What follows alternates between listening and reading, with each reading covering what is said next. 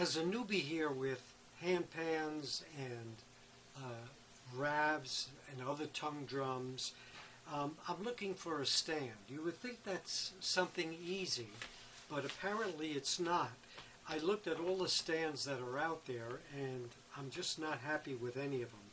Mainly because most of them have triangular legs, and triangles are not that stable. I'm looking for something with 4 legs. And so it looks like the only choice I have is to build one myself.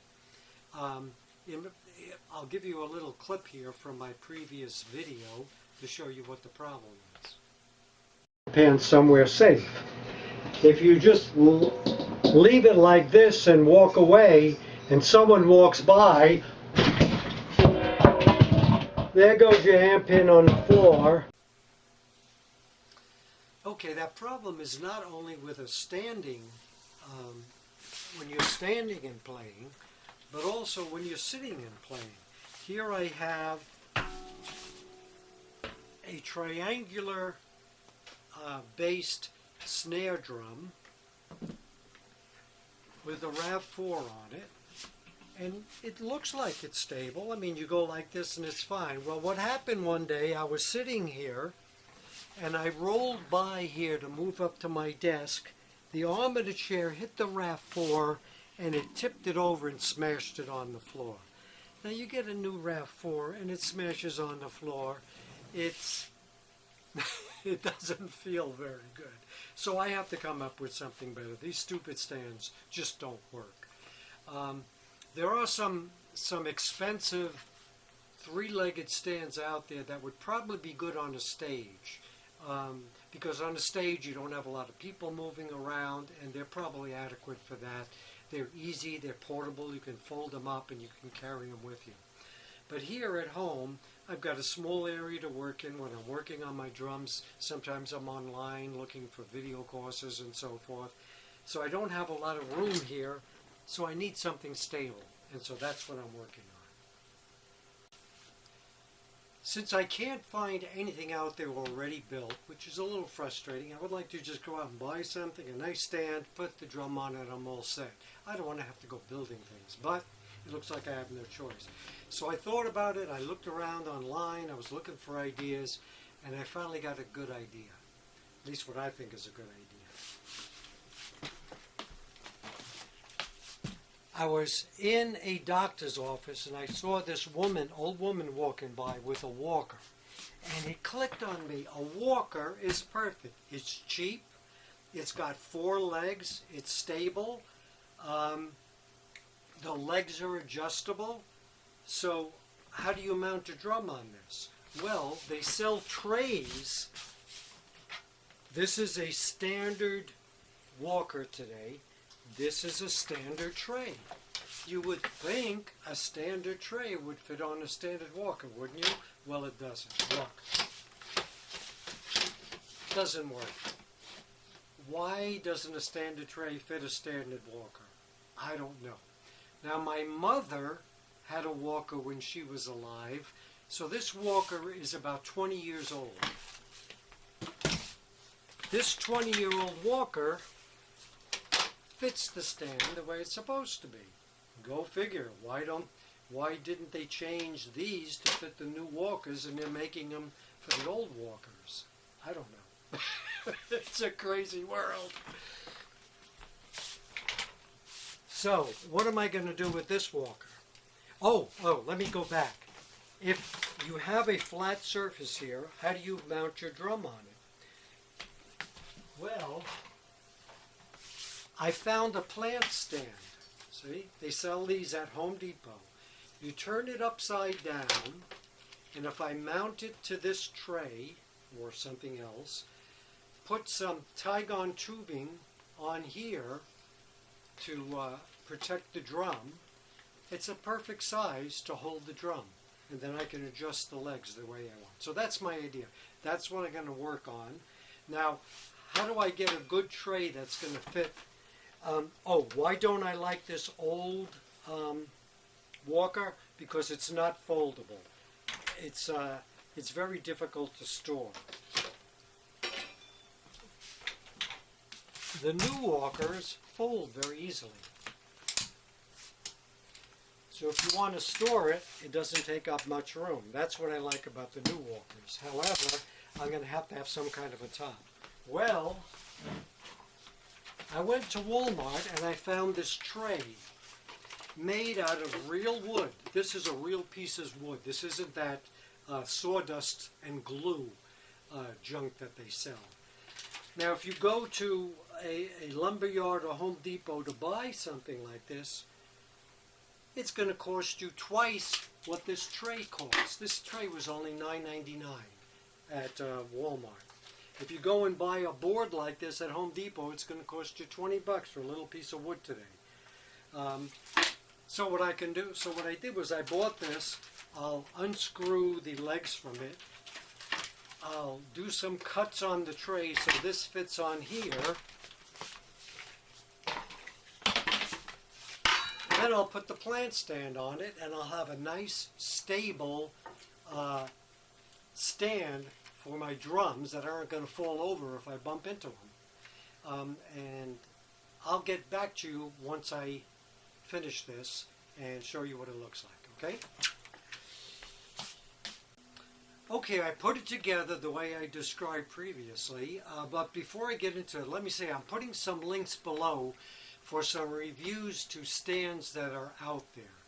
Now, as I said, I'm not happy with the stands for my purposes, but they may be good for your purposes or for something you're doing. So check out those reviews, and it may be something you can use.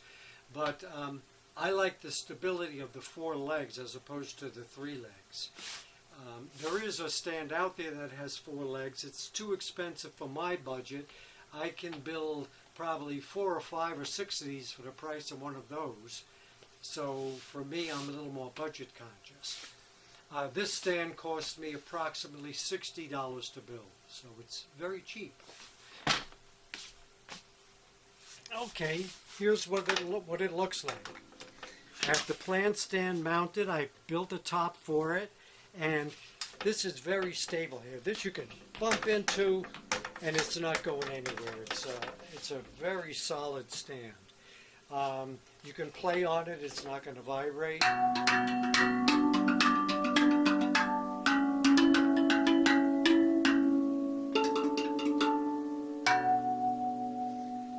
Plays very well.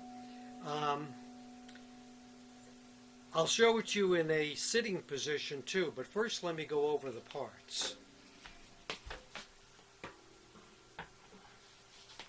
Now, as I said, I made this out of the table, the little table I got at Walmart. You can see this comes off. I attached this to the board with some U-bolts that you can get at Home Depot. So, a nice solid piece of wood. I carved this out to fit the top. Now, what's holding that board in place is this. This slips out, and you can see I've got these 2 little steps here that when you put this in here, it's not going to slide off. It just stays right there. And when I put this on, this isn't going anywhere because the handles hold it in place. So this doesn't slide. It's not going to accidentally slide off. Now, to make this top, what I first did was I made a template out of cardboard. It's a lot easier to cut cardboard and get it to the shape you want than to cut wood. So first I get the cardboard to the shape I want, then I lay it on the wood, mark it out with a pencil, and then I get a jigsaw and I cut out the pattern. You can see this pattern here is a little intricate. It goes in, then there's a little dip here to allow for the handles, and then it comes out. But that's very easy to do on a jigsaw. Okay, then I sanded it. I stained the bottom because the bottom didn't have any stain on it, and I stained the ends of this where I cut it. Let me show you something from the table too. Okay, I'm going to build 2 of these stands. So this is the second table, And what I did was, there were 4 screws here, so I just easily unscrewed this, took the legs off. I unscrewed this, took this off. That gave me my board. Now these legs,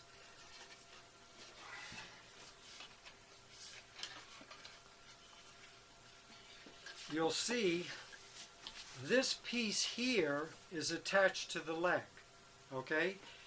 It just so happens I got lucky. The length of this piece was exactly, I mean exactly the length I needed to put here to fit this piece. So I didn't even have to cut that piece. The other piece I cut to fit the length I needed. Now this part is riveted, so I needed to get a Dremel tool to grind out this rivet here so that I could separate this piece. So this piece from here to here and from here to here is what I used to construct the support for the tabletop. Then I had this left over at the end. I only needed one of these legs to do it. The other leg I didn't need.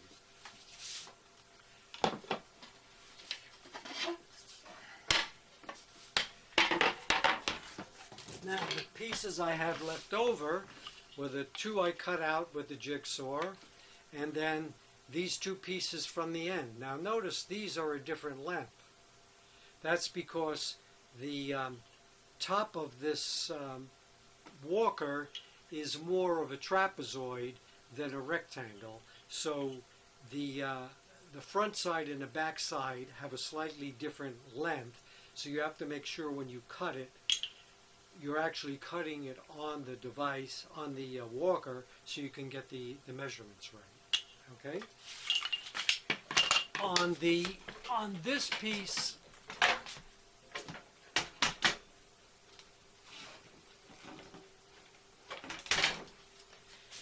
now when I was putting the Tygon tubing on, I needed to hacksaw off this little piece that was in here like this, because you can't fit the Tygon tubing around the sharp angle.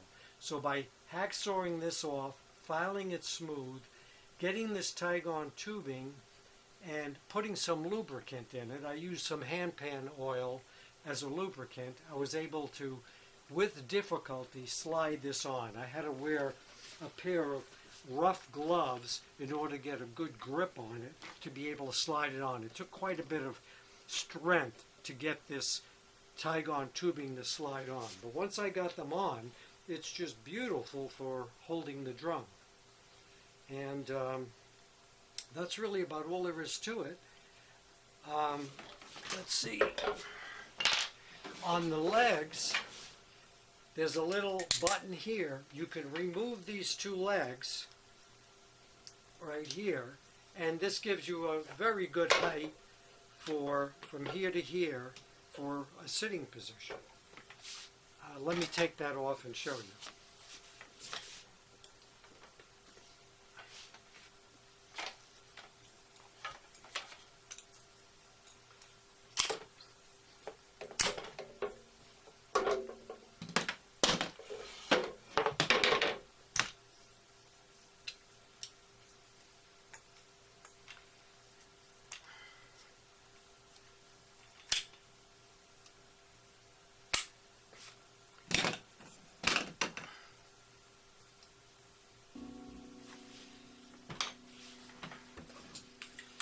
Okay, with these legs taken off, this still has rubber on the floor as a part of the design of the walker, and very stable. This doesn't fall over like my tripod did, where this thing fell over on the floor. Oh, by the way, there was no damage to the RAV when I dropped it, fortunately. If this was a handpan and it dropped like that, it would have been damaged. They're much more sensitive to trauma than the RAV. The RAV is strong like bull, so it can take a little bit of abuse. Okay, well, that's it. Okay, I found this to be my solution. As I said, it may not be your solution, but this works perfectly for me in my tight space here where I'm moving around all the time and I've got junk laying all over the place. Okay, so take care and enjoy.